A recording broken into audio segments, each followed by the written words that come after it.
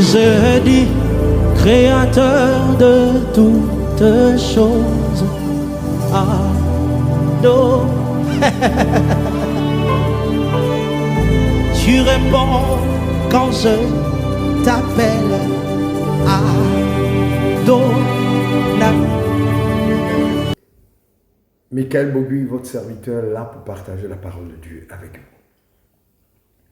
Nous sommes dans la semaine la plus importante de la commémoration de la mort et de la résurrection de Jésus-Christ de Nazareth. C'est l'événement le plus important sur la planète Terre. Sur toutes les planètes de la constellation que Dieu a créée, c'est la fête la plus importante. Il n'y a aucune autre fête, aucun événement qui soit plus important que celui-là. Pourquoi? Parce que c'est un événement qui nous fait passer de l'esclavage à la liberté. C'est un événement aussi qui nous fait passer de la mort à la vie.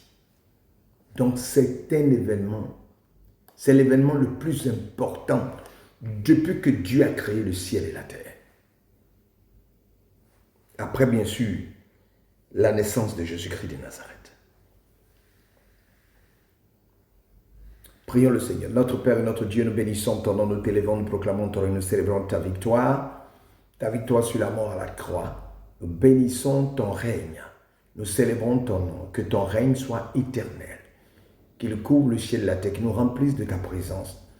Et pour que les plus sceptiques comprennent que Jésus-Christ de Nazareth est puissant au-delà de toute puissance, que l'événement de la naissance et de la mort de Jésus-Christ de Nazareth sont les événements les plus importants de la planète Terre et interplanétaire, si je peux le dire, parce qu'il n'y a aucun événement qui soit plus important que celui de la mort et la résurrection de Jésus-Christ de Nazareth qui nous libère. Alléluia. Voilà. Pour ceux qui nous prennent la main, Michael Bogu, notre serviteur, ou votre serviteur, voilà, notre serviteur, nous sommes tous serviteurs du Dieu vivant, ou votre serviteur. Voilà. Jésus va remplacer les anciens symboles de la Pâque juive, c'est-à-dire l'agneau, l'herbe amère, par le pain et le vin, représentant son corps et son sang pour la nouvelle alliance. Voici ce qui va se passer. Nous prenons la Bible dans Matthieu chapitre 26, verset 26. Pendant qu'il mangeait, Jésus prit le pain et après avoir rendu grâce, il le rompit et le donna aux disciples en disant, prenez, mangez, ceci est mon corps. Au verset 27, il est dit qu'il prit ensuite une coupe. Après avoir rendu grâce, il la leur donna en disant, buvez-en tous, car ceci est mon sang, le sang de l'alliance qui est répandu pour plusieurs pour la rémission des péchés. Le verset 29 dit, je vous le dis, je ne boirai plus désormais de ce fruit de la vie jusqu'au jour où j'en boirai de nouveau avec vous dans le royaume de mon Père. Voilà. Matthieu chapitre 26, verset 26. Qu'est-ce qui se passe à cet instant-là?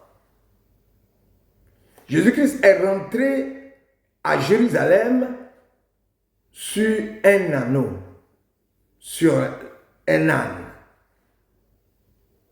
sur lequel on a mis un habit. Et Jésus rentre à Jérusalem et la population crie Hosanna. C'est la joie. Des gens déposent des palmes, il y a des palmes pour montrer l'entrée de Jésus à Jérusalem. Il va demander à ses disciples de trouver un endroit où ils pourront fêter la Pâque. Mais quand il donne une instruction que le disciple s'en va, la personne qui est propriétaire de lui ne discute même pas. Il choisit le lieu où le Christ va fêter la Pâque.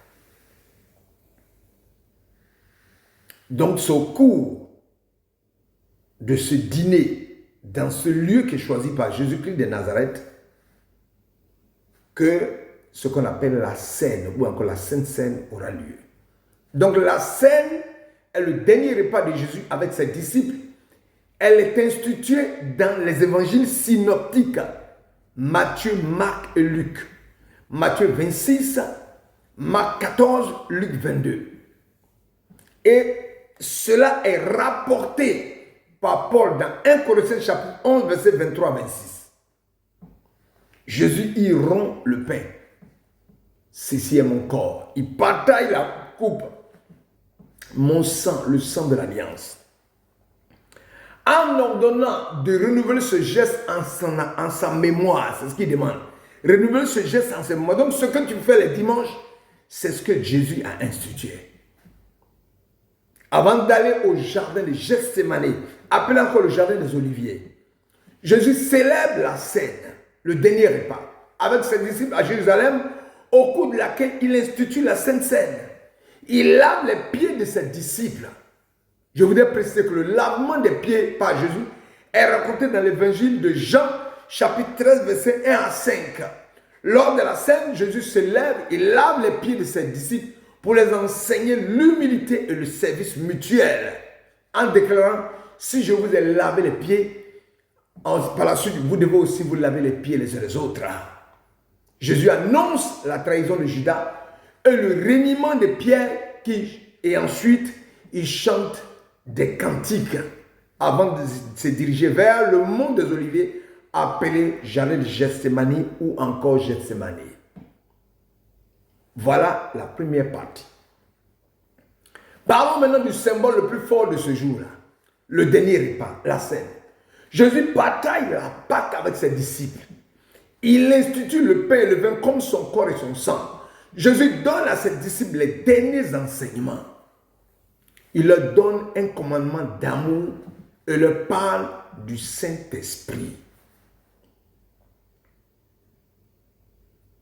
Je m'arrête à cela et je prends une autre pour que nous puissions avancer.